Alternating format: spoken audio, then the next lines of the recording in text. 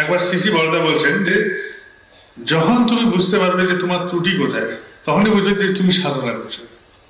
সাধনা ছাড়া, নাম জপ ছাড়া, ধ্যান ছাড়া কেউ বুঝতে পারবে না যে তার ঘাটতিটা কোথায় হচ্ছে। হয়তো কারোর বাড়ি গেলাম, অসুস্থ বাবা মা, পরিচর্যা করছে, আমি কালেকশনের জন্য বসে আছি, আমি বুঝতেই পারছি না যে ভাই আমি কোথায় ভুল করছি, আমি তো ঠাকুরের কাজ করছি। আমাদের এক সহকর্মী দাদা এখানে, তিনি থাকতেন, ছাত্র ছিলেন, এখন যথেষ্ট বয়স হয়েছে তার। তো তিনি আমাকে একটা ঘটনা বলেছিলেন যে তিনি, ঠাকুর তাকে নির্দেশ করলেন যে পড়াশোনা কর, বিএ পাশ কর।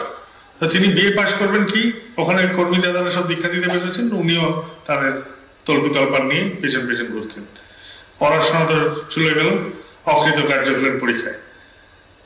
এসে বললেন যে ঠাকুর আগে কাজের মধ্যে এরকম ছিলাম যে করতে পারি, কি কাজ শুনলেন এসব।